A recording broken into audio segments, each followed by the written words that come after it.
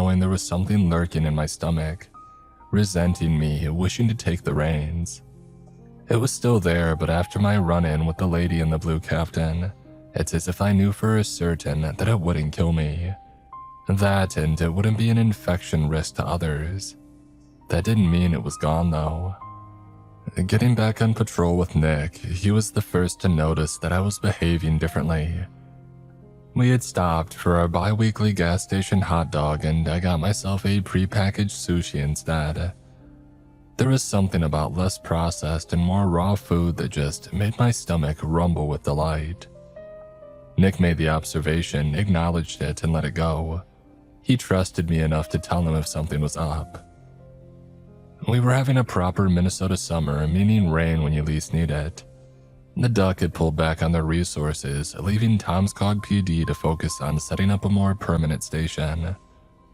According to Nick, there had been talks about the Yearwalker getting himself killed or leaving the state, which meant peace and quiet, and the potential for something worse down the line. The whole reason for keeping the Yearwalker from getting killed was strictly because of a devil-you-know kind of deal. Someone else taking up that mantle could mean trouble. But in our everyday life, Yearwalkers and the Duck were the farthest thing from our minds. Instead, we picked up drunk teenagers, stopped speeding cars, or scolded shoplifters. Nick and I were even invited to speak about being in law enforcement at a local school.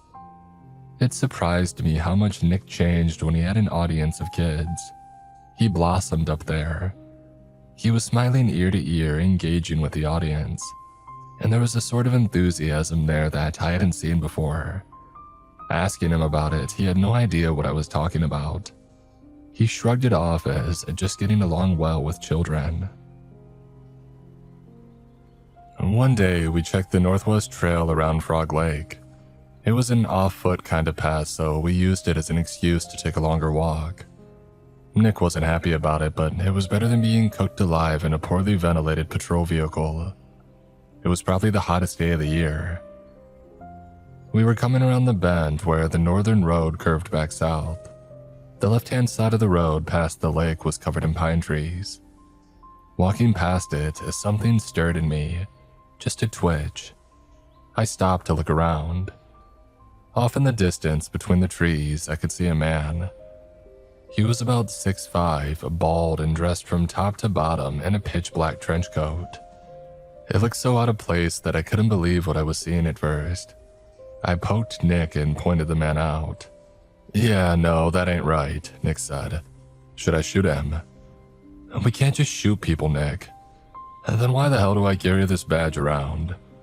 He took a couple of steps forward and whistled to get the man's attention. There was no reaction. We gave each other a questioning look as we spread out a little, covering two angles. Without turning away from us, the man backed off. Going further into the woods, there was a short section where we couldn't see him. I hurried forward, yelling at him to stop, but once we got a bit closer, he was already gone. But that stirring feeling in my stomach, that was still there. Nick caught up to me. "We ought to tell the sheriff about this one," Nick coughed. "Guy looks like a weirdo." "He was something, all right," I agreed. "But I don't know what." "Why are you saying what and not who?" "I don't know," I shrugged. "Feels like a what." And getting back to our makeshift station at the old fire department building, we went upstairs to have a chat with Sheriff Mason. He was already talking to someone, but they weren't very secretive, so we figured it was fine to approach. The sheriff turned to us with a plastered smile. His guest didn't make an effort to step away, giving me the impression that this was somebody in the know. He was a man in his early 50s. He had a faded blue shirt, a black tie, and black jeans. But I think what stood out to me the most was his pocket protector. People still use those. "Hank, these are two of my patrolling officers," the sheriff said. "Hank Dudley," said the man, offering a hand to us. "Hatchet Pharmaceuticals." "I think I'm wearing socks from you guys," Nick said with a grin. "Nice to meet you." We took turns shaking hands. "You had something to discuss?" the sheriff asked. "Yeah, we just wanted to bring something up," I said. "Oh, don't mind Hank, he's good people," the sheriff said. "Let's hear it." I told them about a patrol around the lake and the man with the trench coat and how he seemingly disappeared. "It just gave me a bad feeling," I admitted. "I don't know why." Hank gave me a curious look as if making a mental note. The sheriff pondered his options for a bit, leaving the floor open for others to chime in. "I think I know what that is," Hank smiled. "And if it is what I think it is, we really need to be on the lookout. Sheriff." "Agreed," Sheriff Mason said. "How to make sure we're all vigilant. I've heard of this thing, but it usually sticks to its home." As the sheriff walked away and Nick went to get a coffee, I was left alone with Hank for a bit. He adjusted his tie and square-shaped glasses. "Miss, what did you feel when you first saw this man?" Like a general worry, I guess. Nothing out of the ordinary." "You feel that way a lot?" Not really, no." He quieted down, giving a once-over to make sure that nobody was close enough to listen in. "And did you by chance know Adam Salinger?" I was going to deny it, but my reaction had already given away my honest answer.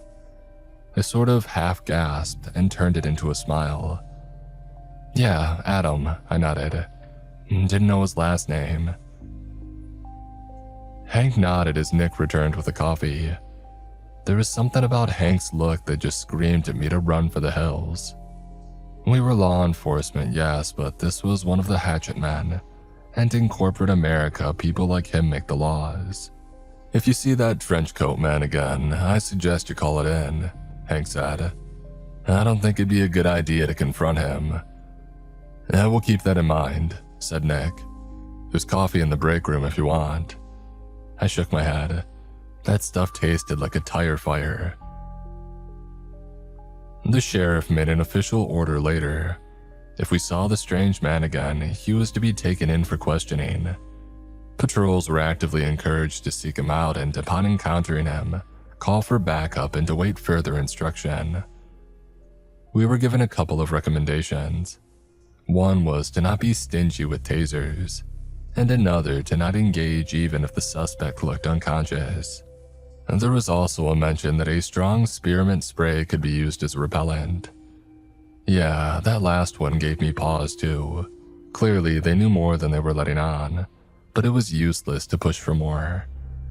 The sheriff was still seen walking around with Hank at his side, and the two of them seemed to have come to some sort of understanding, and they weren't letting anyone in on their secrets. Over the weeks that followed, there was this sort of cat-and-mouse deal with the trenchcoat man. Patrols would report seeing him around the high school at night, and there were people calling in saying that they had seen him standing on rooftops. This wasn't just a one-time thing, it was reoccurring, and in proximity to ordinary people. But no one had been hurt, yet. We saw him a couple of times too, but only in the distance. Once when cruising down the highway. It was just in passing, but he was there. When we stopped and doubled back, he was already gone. Another time was when we came out of a pub downtown, and we were taking in a woman for public intox and disorderly conduct when I saw the trenchcoat man on a roof across the street. As soon as he saw that we had noticed him, he fled. But what bothered me the most was my unease. Every time he was near, something stirred in me, a tickle of something unpleasant. And sometimes I would feel it even when I didn't see him, as if he was close by but just out of sight. It was late July when I got a call from Nick. I had been at home for about 2 hours, relaxing after work, so I had already kicked my shoes off and had dinner. "He's here," Nick said. No hello, no anything, just that. I sprung out of my couch. "Right now?" I asked. "Yeah, right now. He's right outside. I think he's looking for a way in." I rushed to my car, grabbing only my gun and tool belt. Nick called down to the station while I rushed over. It was one thing for the stranger to stalk us from a distance, but we weren't taking chances when it came to home intrusion. If somebody had watched us for this long, they knew that we were armed and dangerous. If they still wanted to pursue us, something was wrong. By the time I got to Nick's, I saw somebody circling the right side of the building, peeking through the windows. I slammed my foot on the brakes, put the car in park, and I got out with my gun drawn. "Police, hands on your head," I screamed. "Get on your knees now." I was about 30 feet away, but I got a good eye. That uneasy stir in my stomach was going haywire, and I had to bite down not to have anything escape my throat. The man in the trench coat turned away from me and unfurled his jacket. Except it wasn't a jacket. It looked almost organic. It started to vibrate like the wings of a cockroach. Seconds later, he was gone, flown off into the night. My brain couldn't register what had happened fast enough. I could still hear the buzzing in the distance. And then I heard it again, this time from the other side of the building. There were two of them. And by the time I got to Nick, they were gone. He had locked himself in the bathroom, the only room without a window. I assured him that they were gone, and Nick got out with this pallid gray color on his face, like he had seen a ghost. Those weren't people," he wheezed. "That, I don't know what." Yeah, I nodded. "Me neither, Nick." "You see the size of that thing." He was still clutching his gun as he ran his fingers over his balding head. I put a hand on his shoulder, getting him to lower the gun. He snapped to attention, turning the safety back on and holstered it. "What the hell did they want?" he asked. I didn't have an answer, but I could still feel something was wrong, and that couldn't mean anything good. June had rolled into July at this point. More people were passing through Tomskog on a weekly basis as vacations began. Tomskog wasn't the kind of place for people to come visit, but a lot of folks passed through on their way south from St. Cloud, and at the very least, they stopped for gas. That meant we were getting more traffic than usual, and with traffic came traffic trouble. Instead of having a couple of stops a week, we went to having a couple of stops per day, and we were also getting a lot more calls. People fishing without a license, underage drinking, all kinds of stuff. But through it all, I could see Nick deteriorate. He was clearly worried, and he often told me how he thought he might have seen or heard something. Whatever was out there was clearly not leaving him alone. One morning, Nick didn't show up for work. I was asked to go check on him. Coming to his house, I could see that there was a good reason to be worried. The front door had been broken and there were smashed windows. I called it into dispatch and requested another patrol. I approached and called out to him, but I got no answer. The kitchen was a mess. The fridge was wide open and beeping incessantly. I eventually found Nick curled up in a closet, the one place that nobody had looked. I thought he was going to shoot me when I opened those doors, but he kept his cool. I helped him up, feeling a shiver coming down his arm. He leaned back against the wall as he caught his breath and wiped his forehead. "There's way more than two," he said. "Way more." That day, we were out in full force. Patrols were knocking on doors, asking people if they had seen anything. Officers were posted on rooftops. Charlie and Reggie on dispatch were keeping a map of the town at the station, marking the spot of every collective sighting. We were trying to find a pattern, something that we could use to get a location. We ended up with 4 possible sites to investigate further. The high school, an old scrapyard, a small house by the walking trail, and a house on the outskirts of town. All sites were to be investigated. Nick and I were to check out the lone house outside of town. We drove out there just after lunch. Nick was still shaken up about the whole thing, but he was handling it well enough. He wasn't his usual sarcastic self, though. It was a 2-story house, abandoned by the looks of it. All the windows were broken and the paint was peeling off the walls. There was a messy yard with all kinds of scrap and broken tools scattered. A couple of empty planters lined the walkway to the front door. You could see the edge of an old greenhouse in the backyard. It must have been abandoned for some time, as the plastic that covered it had been suntanned by now. If you looked close enough, You could see a handful of dry blue sunflowers struggling along the tree line. "Someone lives here?" I asked. Locals think that it's haunted," Nick said. "It's not like fun haunted, but a people go missing kind of haunted." "People have gone missing out here." "Long ago, yeah." "Ought to tear it down then." "We can't even fill the potholes. This thing will be here for a century." We walked around the premises, checking the house from every angle. There was that tingle in my stomach again, a warning. I got the feeling that there was something there. I didn't know how to tell Nick, so I just asked him to keep his eyes open. Coming back around the front, I stepped up to the door. There is a strange smell to the place, like a combination of sulfur and ammonia. There were blue footprints on the wooden floor. I stopped to listen, noticing a clicking noise in the distance. There is a long corridor leading through the house. There is a sharp turn to the right about halfway through the corridor leading into the cellar. There was something moving down there. Walking through the corridor, I suddenly stopped. There is a vibration in my stomach, like something telling me to wait. Seconds later, I heard something. "Please leave." It sounded like two people speaking at once in the exact same cadence, but different voices. It was coming from the cellar. "Are you the owner of the property?" I asked.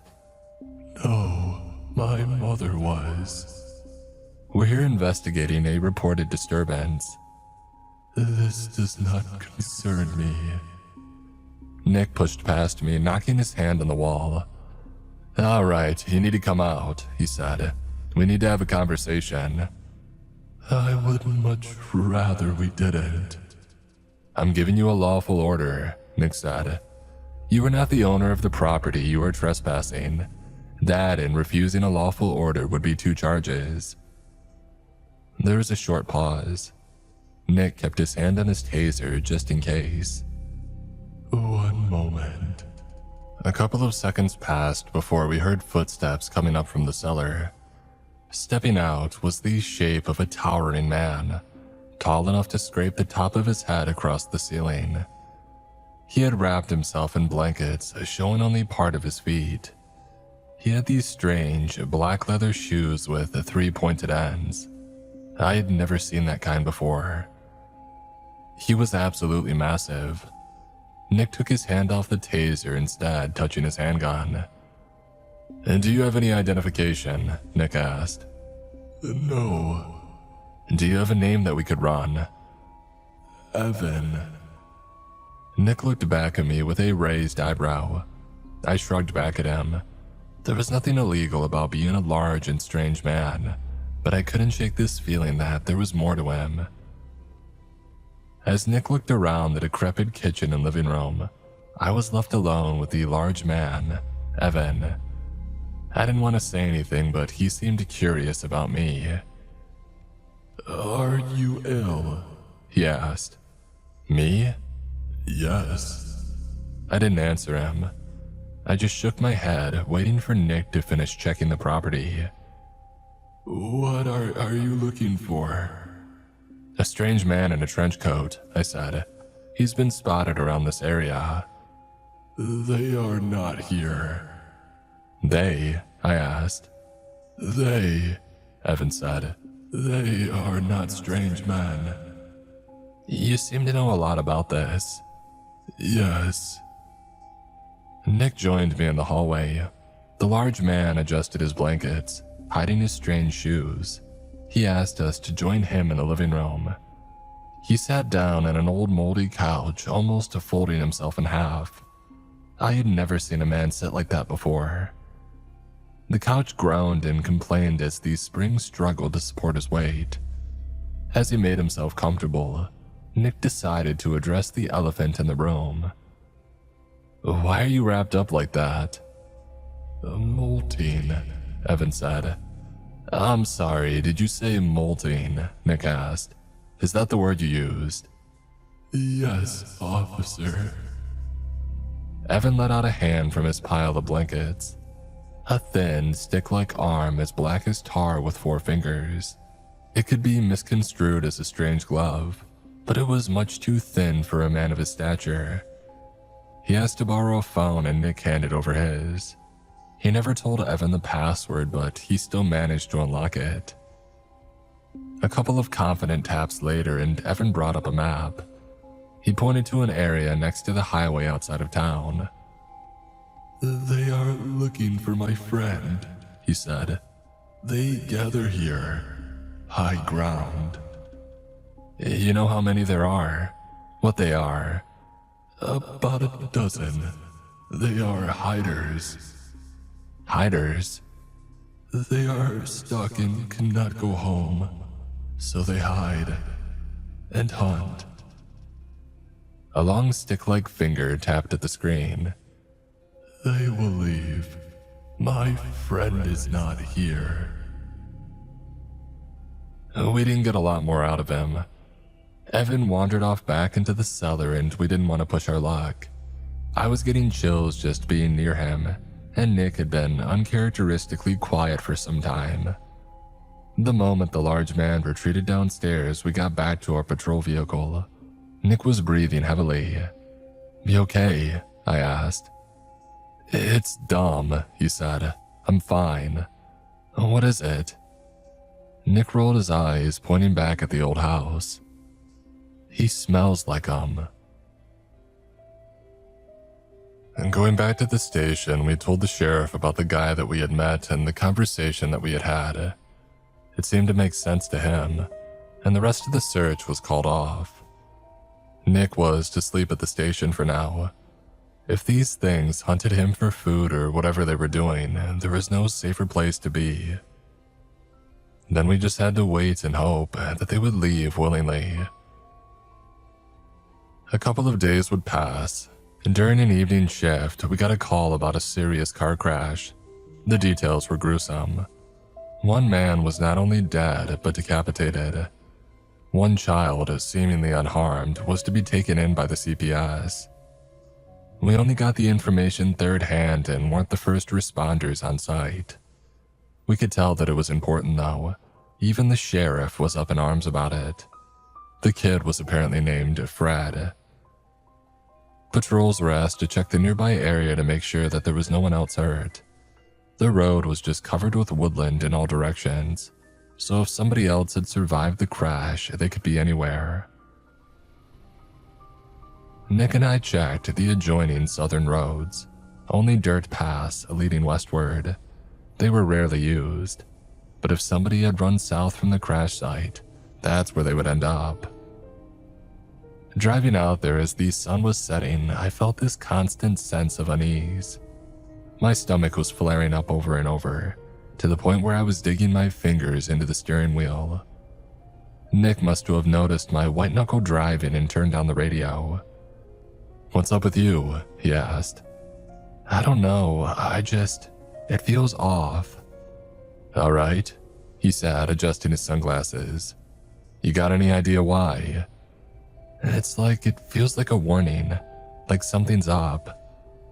"I don't see anything," Nick said, looking out the window. "But I trust you." "You do?" "I mean, yeah," he shrugged. "Don't see a reason not to."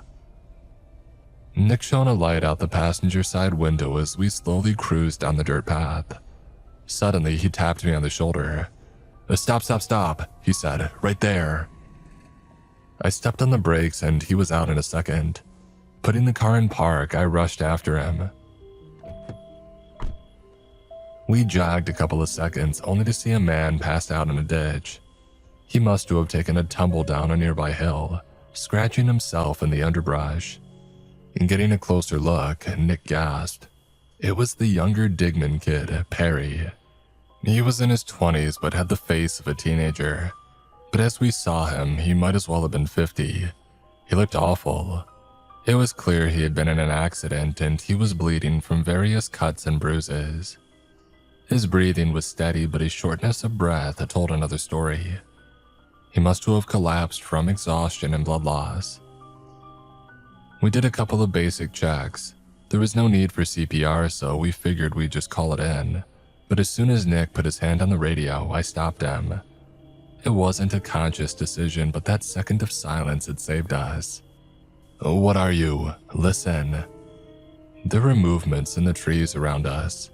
Clicking, buzzing, a strange barking noise like a large excited dog, only wrong somehow. "Don't make a sound," I whispered. "Not a sound." Nick clicked off his radio. We turned off our flashlights. We looked at the tree line, listening for movement. Something jumped from one pine tree to another. Something buzzed overhead. And then something collapsed on top of our patrol vehicle. The thing must have weighed over 600 pounds.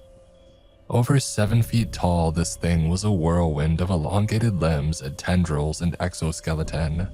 It bent the roof of the patrol vehicle inward as a long arm reached inside. My first thought was that it could smell us. Another joined in. They literally tore our car apart, flipping it on its side. The passenger seat was tossed across the road like it was a wet paper napkin. With strength like that, they could rip a human arm out of its socket in a heartbeat. We barely saw them in the dark.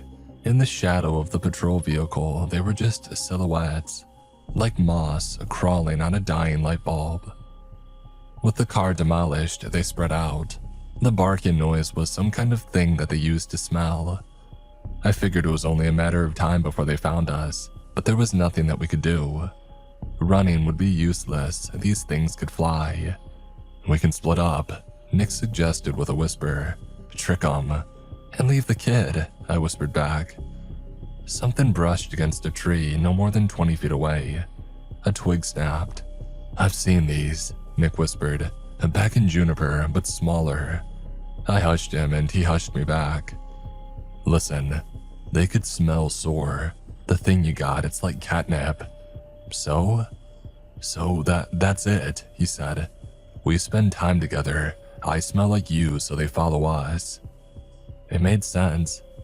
I had lived with Nick during the time that we stayed up for 72 hours. If they were drawn to sore infected people, they would tear that place apart looking for him and me. It also explained my regular unease.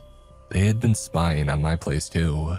They must have noticed that harassing Nick caused me to come out to check on him, allowing them to spy on the both of us at the same time. They were clever.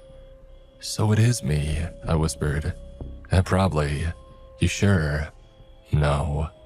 It was good enough for me. I got out of the ditch and turned on my flashlight. I turned my radio back on, turned off the safety on my handgun, and I took aim. "The dispatch, I found a victim of the single vehicle collision off 24th. We're on." Nick tucked his arms under the unconscious Digman kid, dragging him away. The shadows gathered around me. Leather-like skin reflected off my flashlight as they ducked and weaved to surround me. I took a shot at one of them, causing it to buzz away with enormous force, kicking up a dust cloud as gravel spattered across the hood of our broken car. A dirt road south westbound, heading towards the old scrapyard. "We require immediate medical assistance and additional units. Over." Releasing the radio, I spun around. Things in every direction. It felt like trying to push away water while standing in a lake. Something shot out in front of me, a tendril wrapping itself around my neck as a pink, beak-like mouth opened in front of me like a blossoming flower. Rows of teeth intermingled with black dot-like eyes, with numerous tendril-like tongues eagerly twitching my way. A claw raked my arm, ripping away my handgun. I yelped as the pain registered, and as I did, white strands shot out of my mouth. They burned the tendril, forcing it to let me go. I spat at the ground, taking my flashlight in my mouth as I picked up my gun with my left hand. This wasn't over. Not yet.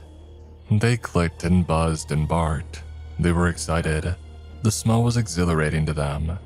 In the distance, I could see Nick leaving the Digman kid on the road and doubling back to help me. I spat out my flashlight. "Stay back," I yelled at Nick. "Go!" Of course, Nick didn't listen. He unloaded an entire mag on these things. They were taking some real damage, leaping away from me, but there were just too many. As our ammunition ran dry, the circle closed around me. A couple of them broke away to deal with Nick. I remember throwing my handgun at them. I wasn't going to go down without a fight, no matter how much it hurt. I felt so helpless, limbs reaching out of the dark to pull me away. A hulking monstrosity looming over my friend Nick just further down the road. They would all get what they were looking for, and there was nothing that I could do. Predator and prey, the most primal instinctive fear.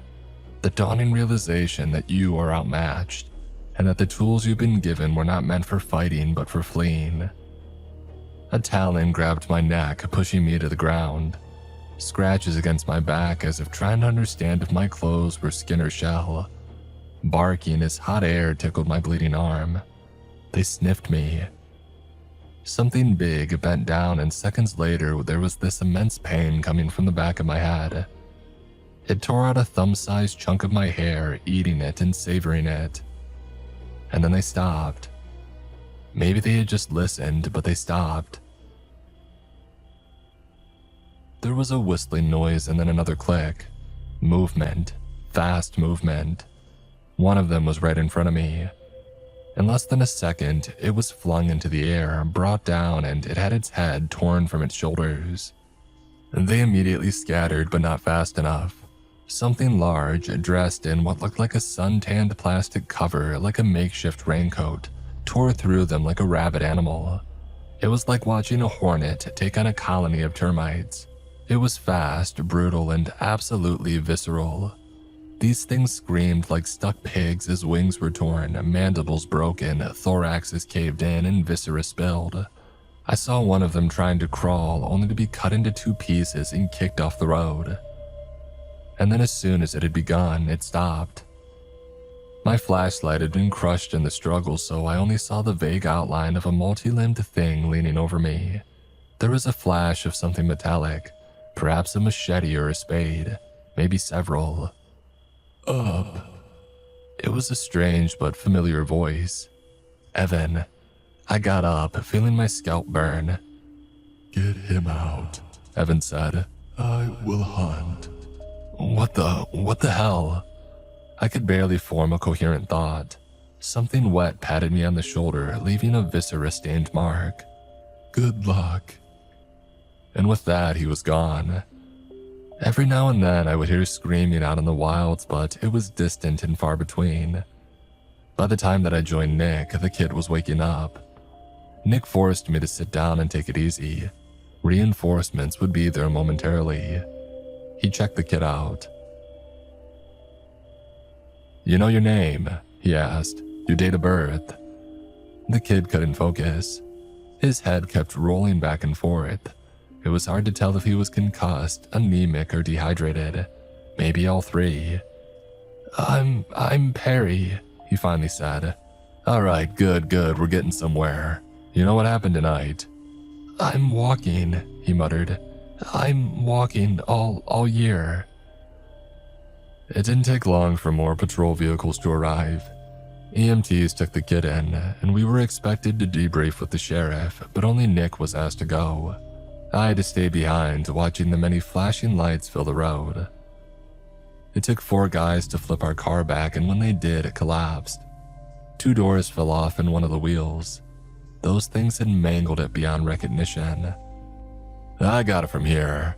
Hank Dudley was the last person that I expected to see there. Hatchet Pharmaceuticals had nothing to do out here, but here he was. He had put on a white jacket with a blue sunflower logo and kneeled down in front of me. You had a really rough night, huh? Yeah, I said. I did. I'm gonna have the EMTs check you out, but then you're coming with me. Excuse me? It's not a question, miss. It's what's gonna happen. I just looked at him baffled. He said it so matter-of-factly, like it was the most obvious thing in the world. He gave me a comforting smile. Miss, we've had your house, phone, car, wallet, and radio bugged for weeks. You don't think we know what's going on? You what? You got a somehow stable sore infection. You got it from Adam Salinger. That's very important to us. I'm not working with you, I'm an officer of the law. No, you're expendable, Hank said, and it's already settled. He leaned in closer, looking me in the eye, and his smile faded. "You really thought you could hide this from us?" he asked. "What was your plan?" "You can't do shit," I said. "Miss, I already have. It's done, and you're going away." He put a hand on my shoulder, but I shrugged it off. So instead, he grabbed the collar of my shirt. "I could shoot you and have you dissected," he continued, "but I much prefer to hear you cry." I slapped him. Didn't matter that I was bleeding from my arm. I slapped him anyway. He got up and backed away, laughing at the top of his lungs. "I'll give you that one," he laughed. "Sorry, I got cocky." He looked to his sides. Men with white shirts, black ties, and blue sunflower logos. "Take her in." I got a black hood wrapped around my head, zip strips across my wrists. I kicked and squirmed, but it was useless. Somewhere off in the background, I could hear Nick screaming frantically at them to let me go, but it was too late. I was dragged off and put into a soundproof vehicle, and I'd be gone for a long time. I wish I could give you more detail. I wish I could give myself more detail. But what happened was that they draped a black hood over my head, and that was that. I was to be taken somewhere and nobody would tell me anything. And why would they? I didn't need to know where I was taken or why. They had their own agenda. There was a bumpy car ride, the sound of sliding metal and an elevator. Firm hands gripped my arms to the point where they bruised. Apart from the occasional "go," there were no words. The elevator had gone down, so I guessed I was somewhere underground. When the hood came off, I was in a brightly lit, concrete room. There was a simple bed, a toilet, a sink, and a metal door. There were no indicators as to where I was. No clocks and no phones. The only thing to keep my mind busy were a couple of magazines next to the sink. They were mostly about things like fishing and camping, from the turn of the millennium. Time passes differently in a place like that. You start to imagine things and you lose track of yourself. From the point where you go to sleep to when you wake up, everything looks the same. It's like no time has passed at all. You start to doubt yourself. Did you sleep for 6 hours or 10 minutes? Has it been 5 minutes since your last drink of water or 2 hours? At times, there would be commotion outside. People grunting and struggling with something. They would swear or scream. You got used to it after a while. It must have been 3 or 4 days before I got to see another person. By that time, I had read through every magazine dozens of times, counting how many times each letter showed up. I had counted every ceramic tile on the floor, the walls, the ceiling. I was desperate. It was a stranger that opened the door. She looked nice enough. A tall woman in her 50s with combed back hair, like she was fresh out of the shower. "You're not going to cause me trouble, are you?" she asked. "Well, should I?" "I wouldn't advise it. I'm just here to check on you." I didn't fight her. There were plenty of guards outside. I would just put myself in a world of pain. Instead, as she checked my pulse, shone a light in my eyes and asked to check my throat. She had these thick gloves and a pair of protective goggles, possibly to make sure that I wouldn't accidentally infect her with sore. "I can't believe that it's stable," she said. "I've never seen that." "But you've seen it unstable." "Oh, several times. This type of affliction is more common than you think." She put together a couple of pills in a small cup and handed it to me. I didn't take them. "It's just vitamins," she said. "See?" She downed one of them without a drink of water, like a lunatic. I decided that for now I would trust her. She seemed harmless enough. As she was about to leave, I panicked a little. I didn't want to be stuck in that room for more time than necessary, and I was practically climbing the walls at that point. I followed her to the door and watched the guard outside tense up with his taser. "Please," I said. "I'm going crazy in here." "Sorry about that," she sighed. "Most people in your condition aren't as mentally stimulated." "Are there others like me down here?" Oh, a handful, she said. Most of them just sit there or stand in the corner. So I suppose none of them are really like you. Miss, I'll go crazy in here. You gotta do something. I'm not like them. She looked me up and down. There was a sort of sympathy there for sure. She was hesitant. Dudley brought you in, right? She asked. Yeah, I nodded. I don't even know what you want from me. Well, we're gonna do some tests. We're going to see what the difference between you and the other infected are. Well, for how long? What's gonna happen to me? She opened her mouth to say something, but changed her mind. She gave me a pat on the shoulder. You have to understand, she said. Most people who come here don't leave. They can't. You're something new, and I don't think anyone has figured out how to deal with that yet. Hey, listen, I'll play ball, I said. Just don't stick me in here like an animal. Fair enough. I agreed to do some preliminary tests.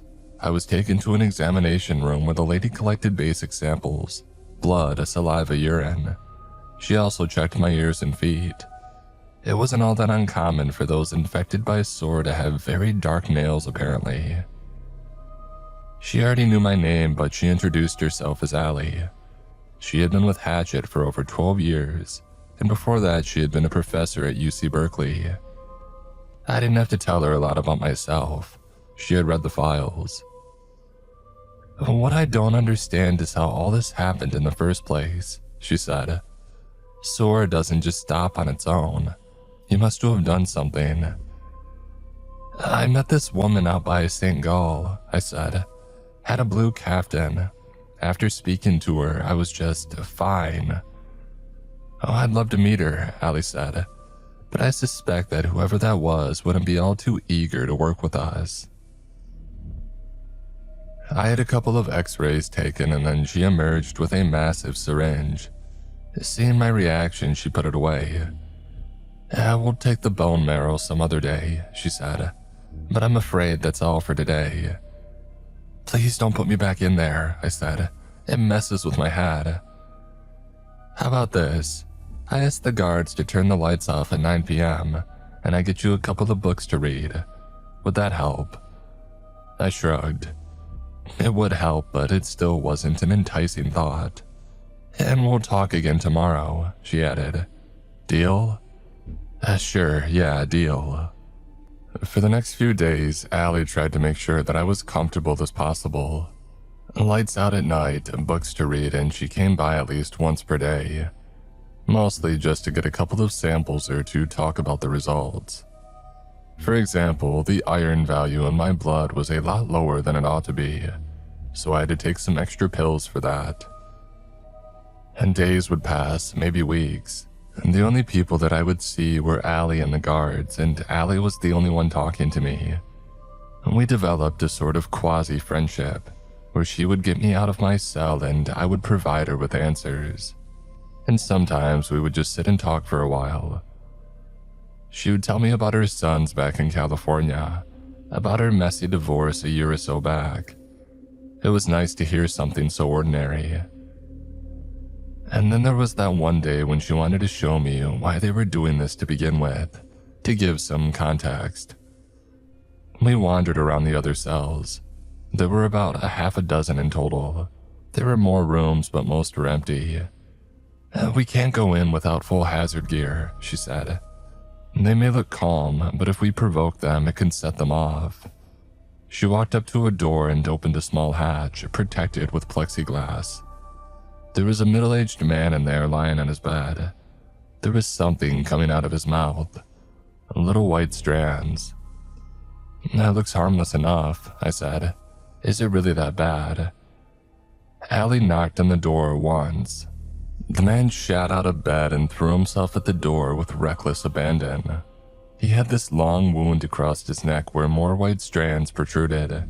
And now that he was provoked, I could see more coming out of his nose, ears, and eyes, just like what had happened to me. As some people change more and some less, she explained. Long before my time, they tried experimenting with specific dosages in volunteers to see if the transformation could be steered. Well, could it? Not really, she sighed. But boy, could it do some terrible things. The man pressed his face against the plexiglass. The white strands poked and prodded at the edges, trying to find a way through. Allie didn't back down. And most people already have a minuscule amount of the catalyst in their system, she explained, sort of like microplastics. What is it? I asked. I think the layman's term for it is blameless. A stupid name, but it seems pretty ingrained by now. But there was a Danish-American philosopher that had another name for it. She closed the hatch and looked me straight in the eye, maybe just for a factor to drive a point home. He called it the soul, she said. He claimed that this material was what gave our ancestors that first ability to speak, to think, and to reason. I was shown a handful of other patients. I didn't think all that much of it until I saw a young woman. She had this black, pixie-cut hair. I just blurted out my thoughts. I had gotten so used to talking to Allie that I didn't consider what I was saying. Elizabeth, I said. Salinger, right? You two know each other. In a way, I know her dad. Oh, he's been looking for her, she said. It's horrible, really. She had a very gruesome infection. Allie looked through the hatch. Elizabeth was just standing there drooling on the floor. There are certain creatures that feed on this catalyst, she explained, but most people have very little of it. So what they do is they plant like a seed, and over time it blossoms into, well, this. She pointed at the hatch. Once we're well and ripe, they usually come back to harvest us, like wheat. When you say creature, you mean? Allie closed the hatch and turned to me. She leaned back against the door with her arms folded. I mean creatures, unnatural things, things that slip between the cracks from other places and end up here. Things from places that you and I can't even imagine. Being taken back to my cell, I pondered this revelation. I wasn't inclined to believe the word of a Danish-American philosopher, but I had read about similar theories. Stoned ape theory, for example. There was a lot of talk about the evolution of man being instigated by a third party. Most of it was pseudo-scientific nonsense, though. Not that I read a lot of articles back then. One night, as I was drifting off to sleep, I heard a noise. The guards were all back in their break room, so it couldn't be them. I listened closely, trying to figure out where it was coming from. I ended up leaning against the door. There was a voice on the other side. Can you hear me? It said. Barely. I'm using the keypad, it said. It has a microphone. Volume don't go louder than this. You're talking through a keypad. If it's powered, I can use it. The voice said. Are you the cop? The one they brought in? Yeah, I said. Who is this? I'm someone who can get you out of this place. That sound interesting to you? I'm listening. The voice explained that it was trying to gather some information about the facility and that with my help, it could probably break a couple of locks. We would start with something small just to try it out. There's a lamp in your room. It's turned off, but it's still connected. I'm gonna cycle through these and you will tell me if it comes back on. Sure. A couple of seconds later, the lamp blinked. Got it, I said. It's blinking. Good. That means I can isolate your floor. Hold on. There was a short pause and then a click. The door was open. Just check it. Don't go out. It was indeed unlocked. I peeked out at the empty hallway. Yeah, we got some work to do, but I can get you out. Why would you want to? I asked. Who is this? I'm John Digman, and I need to get my nephew out of there. From that point on, I would spend my day with Allie and the evening with John. We would speak through the keypad through the door. He would ask me to perform little tests. At one point, I was even asked to go into the hallway to check if we could get other doors unlocked. Turns out that we could. I was a bit hesitant about unlocking the door for the middle-aged man, but luckily he didn't hear it. But at that one moment when the lock clicked, I expected him to jump out of his bed and storm the door. I had never actually interacted with John Digman directly like this before. His capabilities were downright frightening. He was getting enough influence to completely control the floor, but if that's what it took for me to get out, hell, he could have it. He was an uncomfortable person to talk to say the least. There was something robotic about his voice and demeanor, and beyond it coming from the keypad. Still, I could understand the urgency. If his nephew was also stuck down here, he'd be eager to get him out. I remember one night when I lay awake and John was tampering with the HVAC system. I spoke out loud to the keypad. Your nephew is Perry Digman, right? I asked. Yes. We pulled him out of a ditch, you know. He was in bad shape. I know. That's why I'm talking to you. So this is my reward for helping you people. In a way. He sighed. But you're also new enough not to be burdened with preconceptions. Well, that's a nice way of calling somebody inexperienced. That's not a bad thing. There was a click at the door, another flicker of the light, and then a deep sigh from the keypad. All right. I think we're ready. We act tomorrow during the guard change. And how exactly do I get out of here? And won't they just grab me and put me back here? There are no records of you ever being there.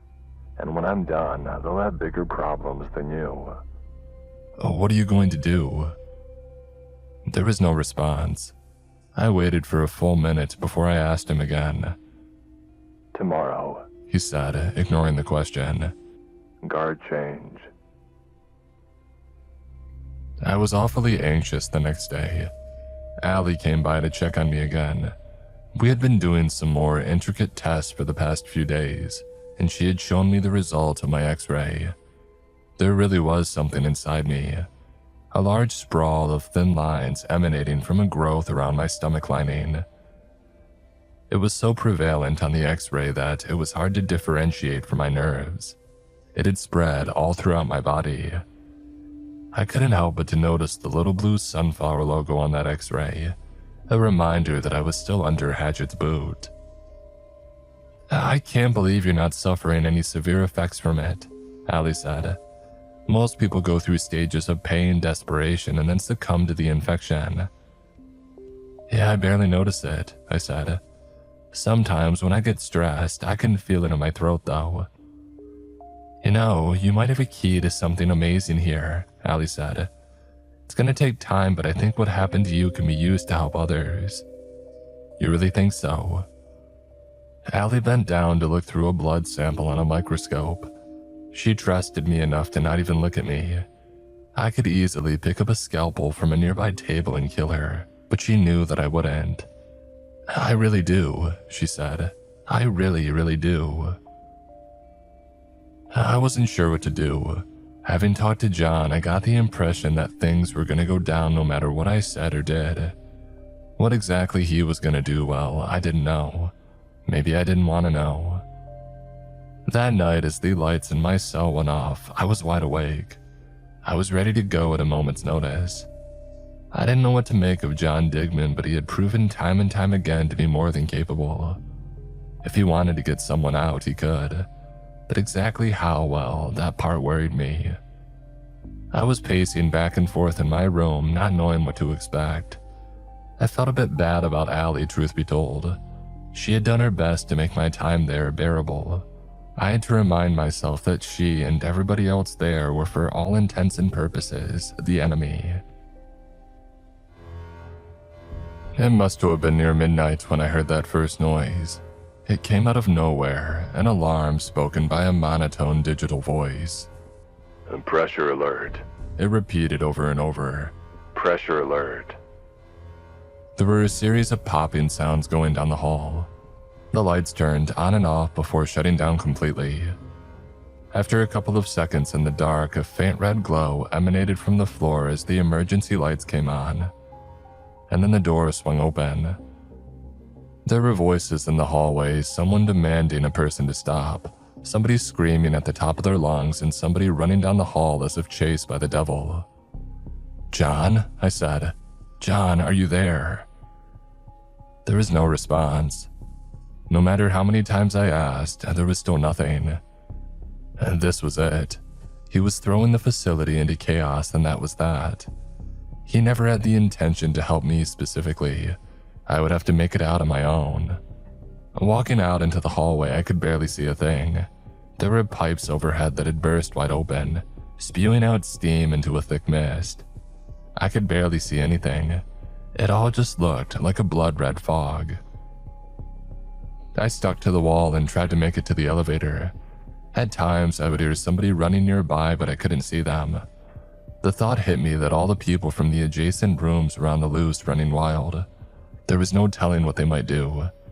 Maybe the sore infected would ignore me. I made it to a corner.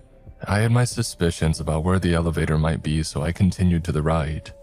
I almost slipped in a small pool of still warm blood. I swallowed my unease and kept going, trying not to imagine what might have happened. A couple of feet later, there was a bloody handprint on the wall. By the angle of it, I got the impression that somebody had been dragged down the hallway. I almost missed the elevator. It was hard to see anything, and the elevator doors were painted to blend in with the wall. There was a numbered keypad, but I didn't know the code. I hoped against hope that Digman had disabled it, but after a couple of clicks, it was evident that he hadn't. "You don't want to use that." It was Allie. She had armed herself with a handgun. For a moment, I thought that she might use it on me, but instead she kept it at her side and kept looking around. "They got orders to shoot anything that goes up," she explained. "So if something happens, you're all just dead. We use the service tunnels in case of emergency." "Okay, so let's do that. Let's use the service tunnels." Allie didn't know what to say. She stepped a little closer and lowered her voice. "There's more than 6 subjects at the facility," she said. "Way more." "Well, how many?" We're talking close to 100. We were going to have to get to the basement level and exit through the service tunnel, wading through close to 100 sore infected people. Allie needed hazard gear to make sure that she wasn't infected, but there were people standing outside the laboratory. There was no way to get past them without a fight, and so we settled to move the other way. We could check the other floors. There was a silent agreement. I would help her and she would help me. We were on different sides of this deal, but we both understood what was at stake. I even sympathized with her a bit. Under different circumstances, we could have worked together. But being kidnapped and dragged to an unknown location by Hank Dudley was just something that I couldn't accept. Still, I couldn't help but feel a gnawing guilt about this. If I hadn't helped John Digman, none of this would have happened. Then again, it was on them too. If they hadn't taken me in, they would have been fine. We made it to the staircase and continued down. I couldn't see the bottom floor. I got the impression that even if the lights were fully functioning, it might be deep enough to still not see the bottom. We could hear echoing cries coming from levels below. After a couple of steps, there was a gunshot. Allie clutched her handgun like a teddy bear. "You ever used that thing?" I asked. "Never," she admitted. "I have." She stopped and thought about it and then nodded. She used a small key in her keychain to remove a little widget from the trigger and handed the gun to me. I made sure the safety was off. We continued to the next level. We wanted to go check for hazard gear, but there were too many people moving in the fog. It was impossible to tell if there were guards or not at a distance. Allie didn't want to risk it, so we kept going. We took a sharp right out of the staircase and onto one of the lower levels. It seemed to be a kind of administration floor, complete with a couple of cubicles and a conference room. There was no one there. "The facility is connected by an underground network of tunnels," she said. They were originally bomb shelters. As long as there's a way out, I said. There should be, but I've never been there. She took a left into an office. Her own office, it seemed. She dug through the drawers of her desk, looking for something. I've got backup gear, she said. I just need the keys to the locker. And then she stopped. She stared at something in the middle of the desk. A black spot. Allie didn't know what to make of it. And then she started shaking her head. No. No. How did they even?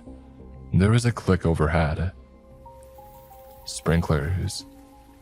It wasn't exactly water. It was more viscous, like thin jelly. It had this awful smell of ammonia and chlorine, and it coated the entire room in it, staining everything. It was the same substance that had covered my skin when I first got infected by Adam Salinger. Allie just looked at her hands, letting the keys slip between her fingers.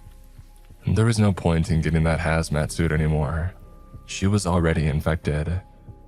For a moment, she just stood there as if considering every choice she had ever made that put her in this position. Allie looked at me more confused than scared, as if she couldn't understand it. Come on, I said. Let's go. No, she said. No, it's too late. You don't know that. You don't understand it. You don't come back from it, she said. I'm done. Her fingers curled as she looked up. Her breathing grew forced. It feels comforting, inviting, and she opened her mouth wide, drinking the black water. I grabbed her by the shoulder and dragged her back out into the hall. I pushed her up against an opposing wall, pointing directly at her face. It's not done, I said. We're getting out and you're showing me the way right now. She coughed and something slipped out between her lips.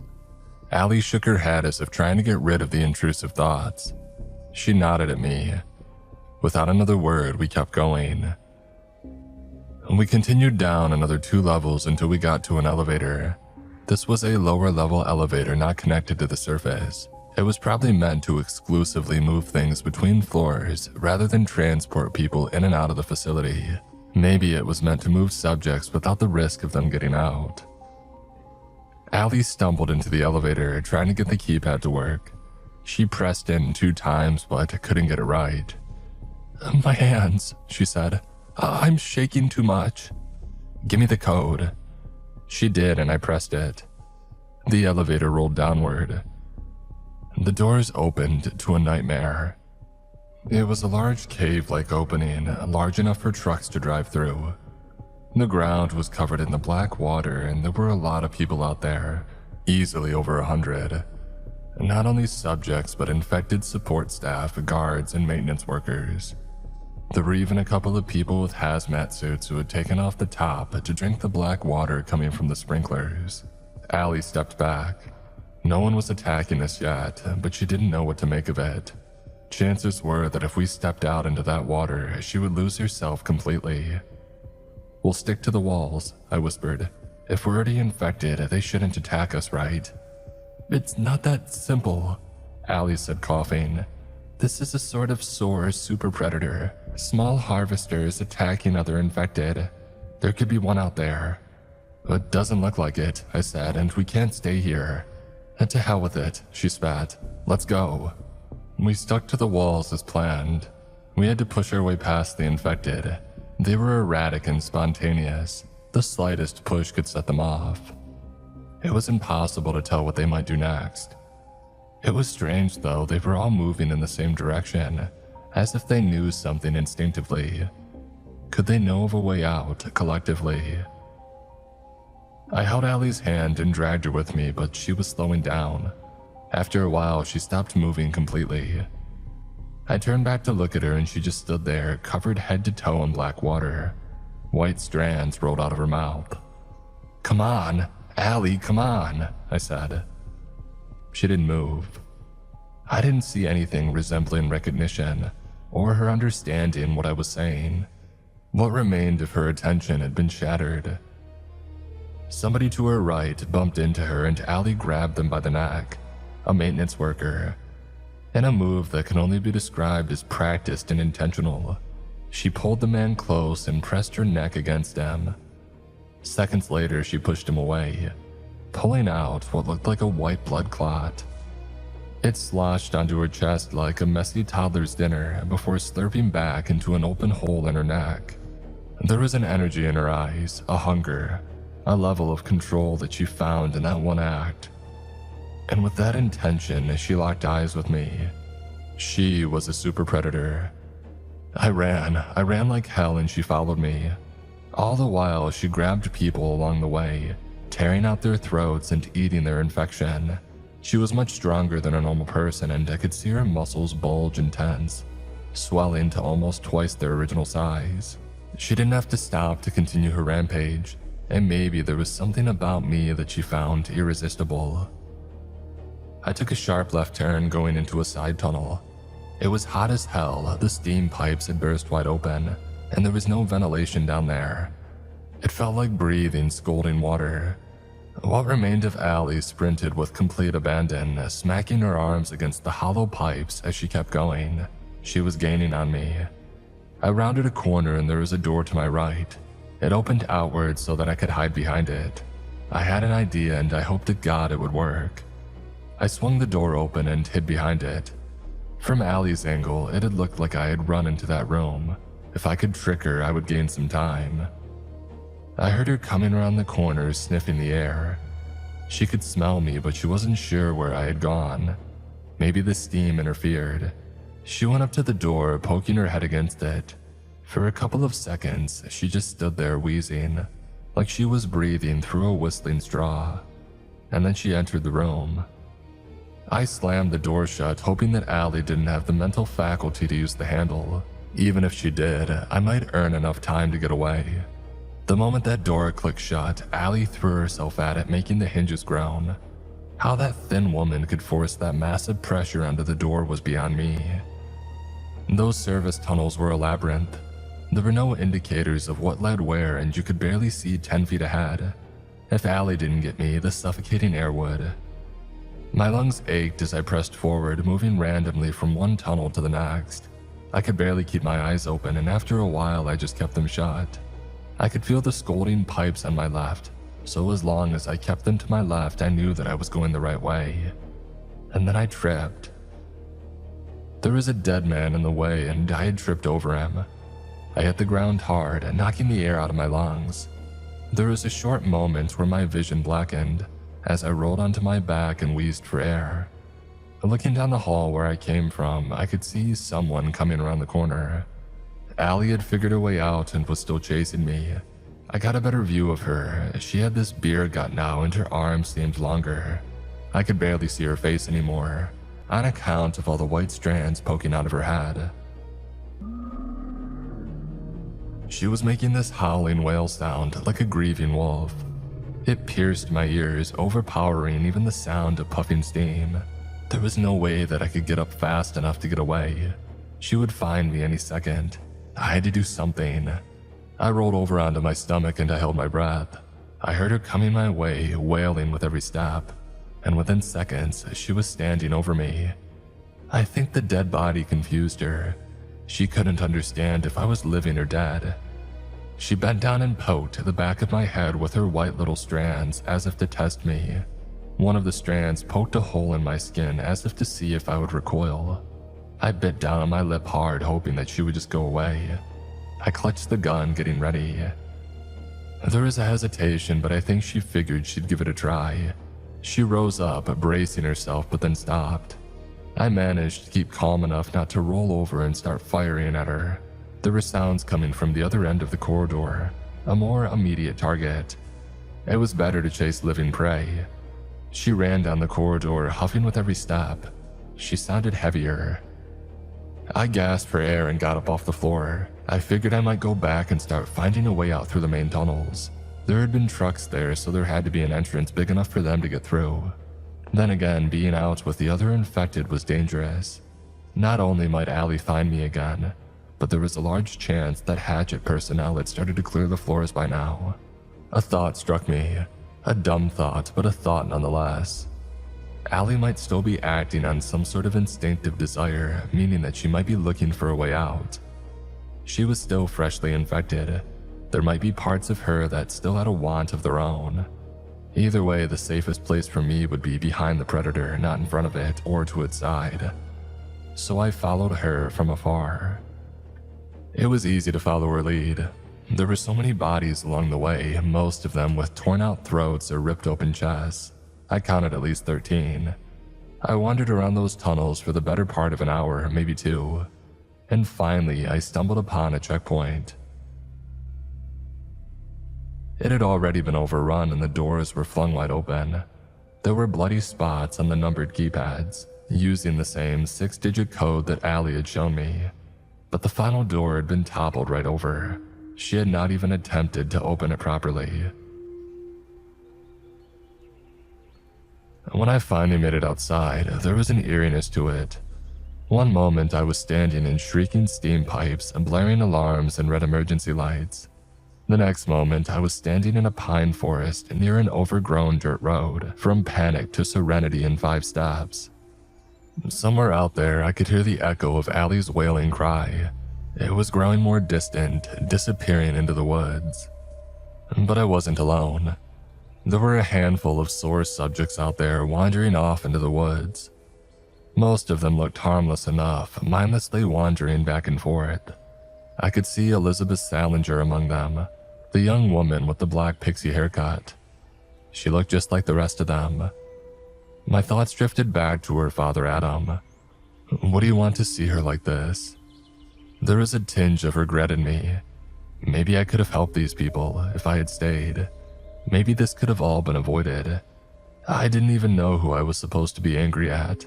Myself, John, or Hank. I heard gunfire in the distance. I was still holding on to Allie's gun. Some part of me had wanted to take her out mercifully, but there was no way to know if a bullet would have stopped her. Checking the magazine, I realized the gun was empty. Of course, Allie had never used it. She had just assumed it was loaded. I made my way into the woods in the opposite direction of Allie's wailing, and I hoped against hope that I would find my way back to civilization one way or another.